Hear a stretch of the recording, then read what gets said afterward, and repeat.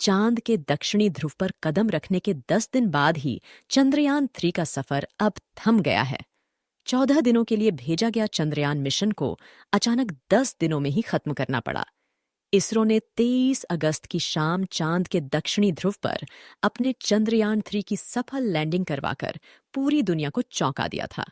और अब 2 सितंबर को इसरो ने सूर्य की रिसर्च करने के लिए अपना आदित्यवन अंतरिक्षयान लॉन्च कर दिया है। 2 सितंबर की दोपहर को भारत के लोग एक तरफ आदित्यवन के सफल प्रक्षेपण को लेकर खुशियां मना रहे थे, वहीं दूसरी तरफ अचानक चंद्रयान-3 को लेकर एक ऐसी खबर आई कि इसरो के कंट्रोल रूम में हड़कंप मच गया। इसरो के वैज्ञानिकों के हाथ पांव फूल गए। दरअसल चंद्रयान-3 के प्रज्ञान रोवर से इसरो के वैज्ञानिकों का संपर्क टूट गया। प्रज्ञान रोवर अचानक चांद की सतह से गायब हो गया और एक लंबी नींद सो गया। अब प्रज्ञान रोवर का इसरो से संपर्क कैसे टूटा और ऐसा क्या हुआ कि प्रज्ञान रोवर अचानक चांद की सतह से गायब हो गया? क्या इसरो के वैज्ञानिकों की गलती की वजह से गायब हुआ चंद्रयान-3 का रोवर? इसरो प्रमुख एस सोमनाथ ने इस बारे में क्या कहा? इन सभी सवालों के जवाब में आपको इस वीडियो में देने वाली हूं, तो आप बने रहे मेरे साथ इस वीडियो में अंत तक। लेकिन आप एक देशभक्त की तरह इस वीडियो को लाइक कर इसरो के वैज्ञानिकों के लिए कमेंट में जय हिंद जरूर लिख दे। दरअसल दोस्तों, 23 अगस्त को चंद्रयान-3 ने जब चांद की सतह पर लैंड किया था, तब पूरी दुनिया ने चांद के दक्षिणी ध्रुव को पहली बार देखा था। इससे पहले पूरी दुनिया चांद के इस भाग से अनजान थी। अमेरिका और रूस ने जो अपने अंतरिक्ष यात्री और मून मिशन भेजे थे, वो सब चांद के उत्तरी ध्रुव पर ही लैंड कर गए। भारत को छोड़कर किसी भी देश ने यहां पर आज तक कदम नहीं रखा है। इसके पीछे बहुत रहस्य छुपे हुए हैं। चांद के दक्षिणी ध्रुव की सतह बहुत ही डरावनी और भयानक रहस्यों से भरी पड़ी है। अमेरिका के अंतरिक्ष यात्री नील आर्मस्ट्रॉन्ग ने भी कहा था कि दक्षिणी ध्रुव पर कुछ रहस्य ऐसे हैं जिससे अभी तक मानव अनजान है। उन्होंने साफ तो नहीं बताया, लेकिन शायद उनका इशारा एलियंस की तरफ था। दोस्तों, अब आप सोच रहे होंगे कि चांद का दक्षिणी ध्रुव इतना भयानक क्यों है, तो आपको बता दूं कि दक्षिणी ध्रुव चांद का वह हिस्सा है जहां पर सूर्य की रोशनी बेहद कम पहुंचती है और ज्यादातर भाग में अंधेरा ही रहता है। इतना ही नहीं, यहां पर बहुत गहरे और बड़े-बड़े गड्ढे भी मौजूद हैं। इनमें से कई गड्ढे तो कई किलोमीटर गहरे भी हैं, जिनमें आज तक कभी सूरज की रोशनी नहीं पहुंची है। माना तो यह भी जाता है कि इन अंधेरे गड्ढों में ही एलियंस का निवास रहता है। हमारा चंद्रयान-3 का लैंडर भी ऐसी ही सतह पर लैंड किया था। लैंडिंग करने के 4 घंटे बाद लैंडर विक्रम ने अपनी गोद से प्रज्ञान रोवर को धीरे धीरे चांद की सतह पर उतार दिया था, और वह प्रज्ञान रोवर पिछले 10 दिनों से चांद की सतह पर चहलकदमी कर रहा है। इस दौरान रोवर प्रज्ञान ने चांद की सतह के कई वीडियो और तस्वीरें इसरो को भेजी और चांद के कई रहस्यों से पर्दा जरूर उठा दिया। रूस और अमेरिका ने तो कभी यह सोचा भी नहीं था कि भारत का चंद्रयान इतना कुछ भी कर सकता है। बीते दिन सतह पर घूमते घूमते रोवर प्रज्ञान ऐसे ही किसी एक गड्ढे के पास पहुंच गया। रोवर में लगे सेंसरों ने तुरंत उस गड्ढे को देख लिया और रोवर को उस गड्ढे के नजदीक से निकाल लिया। रोवर प्रज्ञान तो उस गड्ढे में गिरने से बच गया, लेकिन उसमें लगे सेंसरों ने अपना काम कर दिया। उन्होंने उस गड्ढे ऐसा खजाना ढूंढ लिया जिसे देखकर दुनिया हैरान रह गई। प्रज्ञान रोवर ने उस गड्ढे से ऑक्सीजन और सल्फर समेत कई खनिज पदार्थों के होने की पुष्टि की है। इसरो ने बताया कि लैंडर विक्रम तो जिस जगह पर लैंड किया था वहीं खड़ा है, लेकिन रोवर प्रज्ञान इन 10 दिनों में चहलकदमी करता हुआ लैंडर विक्रम से लगभग 100 मीटर की दूरी पर चला गया है। दोस्तों, चांद के दक्षिणी ध्रुव पर रिसर्च करने में 2 ही मुख्य परेशानी आती है। पहली, लैंडर को सफलतापूर्वक चांद की सतह पर लैंड करवाना, और दूसरी, लैंडर और विक्रम के साथ धरती से संपर्क बनाए रखना।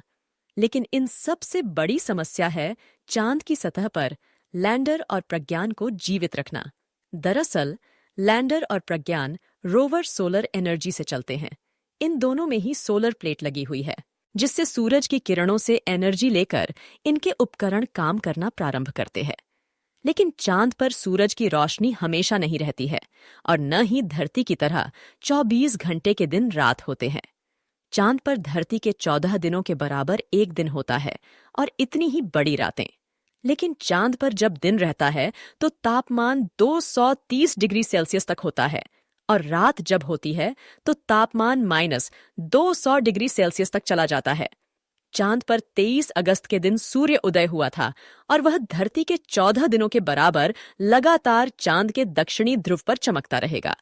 इसी वजह से चंद्रयान के लैंडर को 23 अगस्त को ही लैंड करवाया गया था कि सूर्य की किरणों से लैंडर और प्रज्ञान को एनर्जी मिलती रहे और वो लगातार अपना काम करते रहे।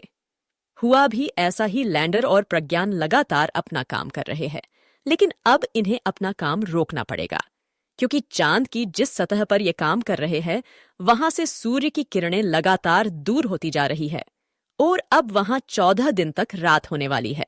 जब सूर्य की रोशनी कम हो जाएगी तो चंद्रयान 3 के उपकरणों को एनर्जी नहीं मिलेगी, जिससे वे काम करना बंद कर देंगे।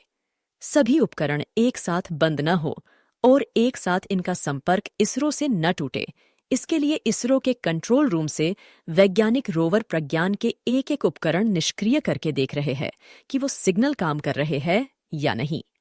बीते दिन इसरो ने सोशल मीडिया पर बताया कि रोवर प्रज्ञान को अब चैन की नींद सुला दिया गया है।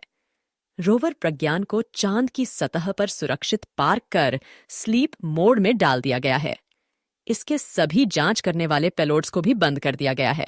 इसमें मौजूद सारा डेटा धरती पर इसरो को भेज दिया गया है। अब रोवर प्रज्ञान और विक्रम लैंडर का कोई भी उपकरण चालू नहीं रखा जाएगा जिससे उनकी बैटरी फुल चार्ज रहे। रोवर प्रज्ञान तो अब इसरो से संपर्क में नहीं है, लेकिन लैंडर विक्रम का रिसीवर ऑन रखा गया है। रोवर प्रज्ञान से लैंडर विक्रम संपर्क में है। ऐसे में इसरो अब एक कड़ी बनाकर काम कर रहा है जिससे उनकी बैटरी कम से कम खर्च हो। अब आप सोच रहे होंगे कि इस मिशन का अब आगे क्या होगा। रोवर प्रज्ञान अब फिर नींद से कब जागेगा। दरअसल चांद के दक्षिणी ध्रुव पर जहां प्रज्ञान रोवर मौजूद है वहां अब रात होने वाली है और दोबारा सूर्य उदय 22 सितंबर के दिन होगा। इतने दिनों तक यहां अंधेरा ही रहेगा और भयंकर ठंड भी पड़ेगी। फिलहाल प्रज्ञान रोवर को लैंडर विक्रम से 100 मीटर दूर सुरक्षित पार्क करके निष्क्रिय किया गया है। इस समय प्रज्ञान रोवर की बैटरी फुल चार्ज है। इसके साथ ही रोवर प्रज्ञान के सोलर पैनल को इस तरह से सेट किया गया है कि जब 22 सितंबर को चांद के दक्षिणी ध्रुव पर फिर से सूर्य की रोशनी पड़े तो यह उसको फिर से ग्रहण कर सके और एक बार फिर रोवर प्रज्ञान की नींद खुल सके। अब आपके मन में यह सवाल जरूर आ रहा होगा कि 22 सितंबर को अगर प्रज्ञान रोवर की नींद नहीं खुली तो आपका यह सवाल भी जरूरी है, क्योंकि चांद की सतह पर रात के समय तापमान -230 डिग्री सेल्सियस से भी ऊपर चला जाता है। इतनी ठंड में कोई भी उपकरण काम करना बंद कर देता है और बैटरी भी खराब हो जाती है। ऐसे में आपके इस सवाल का जवाब इसरो प्रमुख एस सोमनाथ ने खुद देते हुए कहा कि अगर किसी कारणवश अगले सूर्योदय पर रोवर प्रज्ञान की नींद नहीं खुलती है, वह एक्टिव नहीं हो पाता है, तो इस हालत में यह भारत के चंद्र राजदूत की तरह हमेशा के लिए चांद की सतह पर मौजूद रहेगा। अगर रोवर प्रज्ञान और लैंडर विक्रम 22 सितंबर को एक बार फिर जाग जाते हैं तो अगले 14 दिनों तक फिर से चांद पर रिसर्च करना शुरू कर देंगे। दोस्तों, आपकी दुआओं के बल पर ही चंद्रयान 3 ने 23 अगस्त को चांद की सतह पर सफल लैंडिंग की थी। अब एक बार फिर आप कमेंट बॉक्स में प्रार्थना करें कि जब चांद की सतह पर 22 सितंबर को सूर्य की रोशनी पड़े तो हमारा चंद्रयान 3 नींद से जाग जाए और फिर से काम करने लग जाए। इसरो के वैज्ञानिकों की मेहनत के लिए जय हिंद लिखना न भूले। अभी तक अगर आपने इस वीडियो को लाइक नहीं किया है तो लाइक जरूर कर दे और यह जानकारी अपने दोस्तों के साथ भी शेयर कर दे। आज के इस वीडियो में बस इतना ही। मिलते हैं जल्द ही अगले नॉलेजेबल और चंद्रयान 3 के नए अपडेट के साथ। तब तक के लिए आप इस चैनल को सब्सक्राइब कर बेल आइकन को भी दबा दे। वीडियो को अंत तक देखने के लिए आपका बहुत बहुत धन्यवाद। जय हिंद, जय इसरो। पुलिस का नाम आते ही लोग डरने लग जाते हैं, लेकिन कुछ लोग ऐसे भी होते हैं जो